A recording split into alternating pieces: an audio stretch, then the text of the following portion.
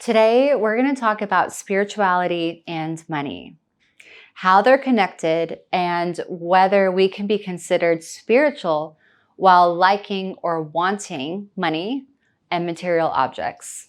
So maybe you've heard of this popular quote, "We are not human beings having a spiritual experience. We are spiritual beings having a human experience." And the reason why I bring up this quote is because I think it points to the reason that we're all here, that we're spirit and soul. And part of the reason why we're here is to evolve, progress, and to be able to experience the richness and variety that life has to offer. Being able to fully experience our life, to create a life based on our heart's desires, and to understand the joy that comes from that creation brings us a sense of completeness, some peace and satisfaction. And so, I'm talking about joy here. So there's a difference between joy and happiness.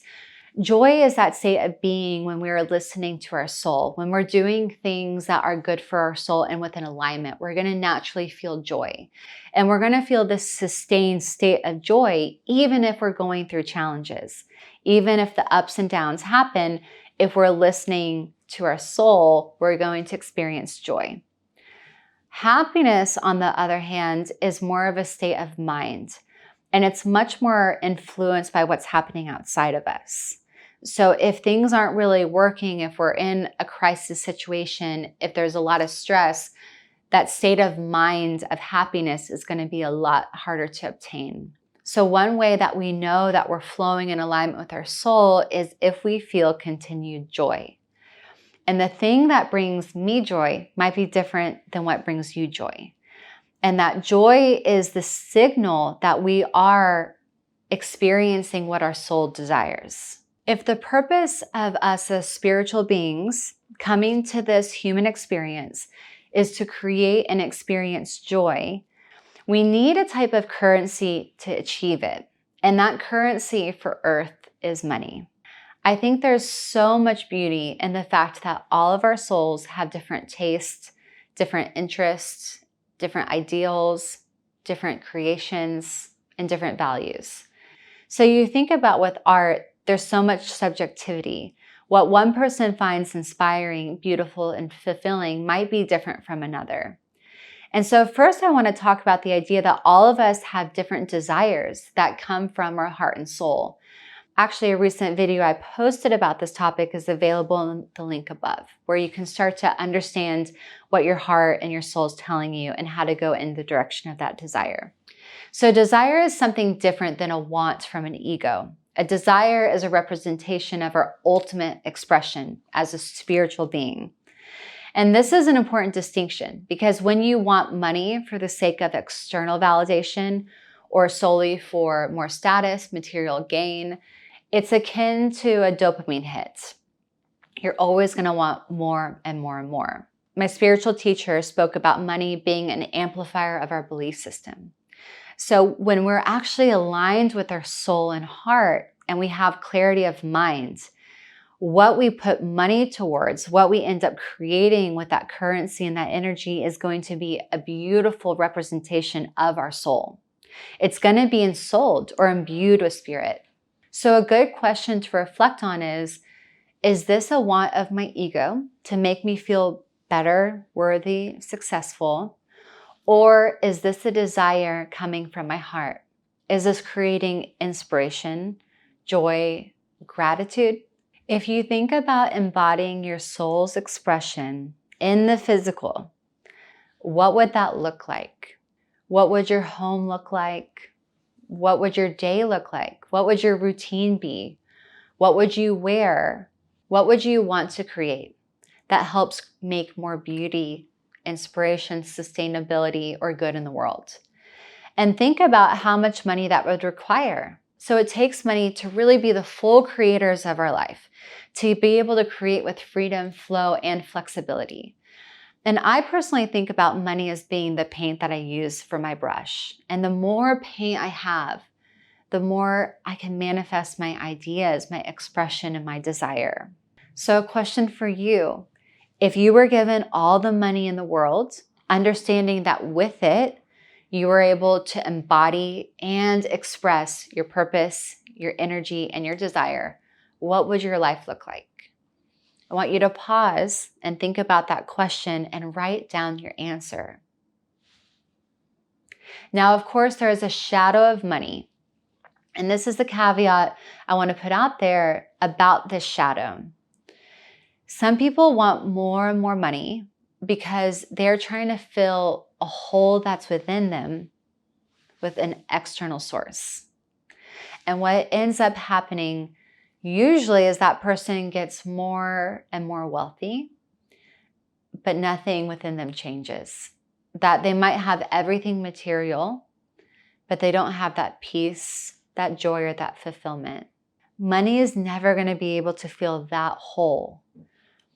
The holes I'm talking about might come from early child wounding, any sort of sense of inadequacy, feeling not good enough, not worthy, not loved. And so money sometimes can become this external representation of, if I have this, then I'll be happy. And that just really has never worked. I actually just read Matthew Perry's memoir, which I think is a pretty good example of how getting everything you wanted doesn't give you what you thought it would. He speaks of wanting one thing, and that one thing was fame. And he even accounts one of the first times that he prayed to God saying, if you make me famous, I'll do anything.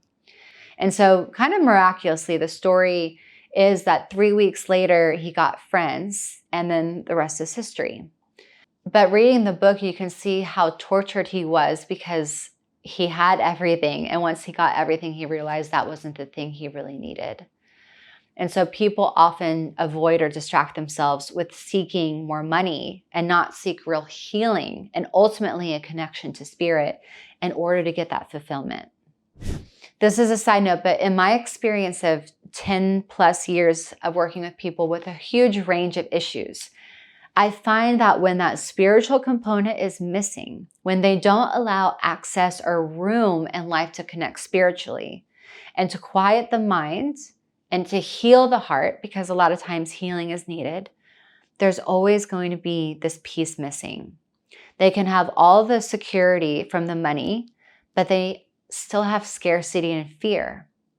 And the path of self-mastery and self-actualization requires that we have a foothold in faith at the very least. And that comes from that spiritual connection. And so getting back to money and creating abundance to me is a spiritual endeavor. And the truth is you can't give what you don't have. And if you have the abundance, then you're able to serve so many more people. And whatever that way means for you.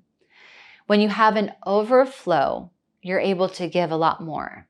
If you're pouring from that empty cup, that well is going to dry up, and there's going to have to be a stop in your service.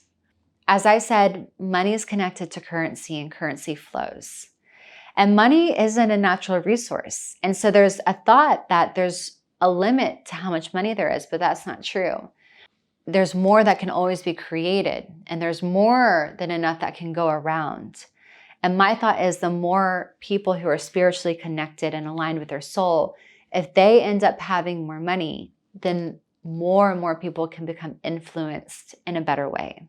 The spiritual key to money is to express your soul, to have objects around you that inspire you, but to also not be attached to any of it. So being able to lose a material possession that's precious with you and to be okay with it, I think is a spiritual signpost that you're in the right place with it, that you're not coming into it with ego or with attachment. When we lose a material possession, it only hurts our ego. It doesn't hurt our higher self. What ego says is, the more I have, the better. That it's quantity always. It's almost like candy. It looks good, it tastes good, but there's no actual sustenance to it. When you're connected to your soul and your spirit and your heart, money and flowing with it is going to feel nourishing. There's going to be a sense of freedom and less attachment, and you're going to gain more inspiration with how you're using money as a tool to create. Money affords us flexibility, creativity, expression, inspiration. And with it, you can express your soul outwardly and physically. And so what you choose to buy, where you decide to travel, what you want to experience in this life, money affords you the richness and variety of that experience. It gives you the ability to be charitable, to be generous, and to have more to give to those around you. When you have abundance, you're going to feel more connected to your spiritual energy.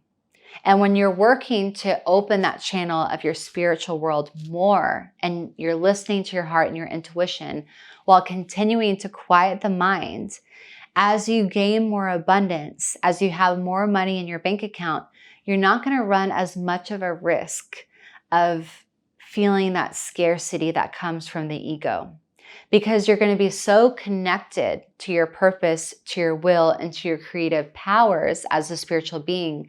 You're going to be able to be in that flow of abundance even more so. So money and spirituality aren't in conflict. That there's a thought about to be spiritual means you don't want anything, that you don't desire anything. But in my experience, I've found that that's to the contrary. That the more we're in connection with our spiritual self, the more abundance naturally flows to us. And the key is being able to utilize money and currency as a way to express your soul in this physical world, to be able to help those around you, and to be able to give more that you do have.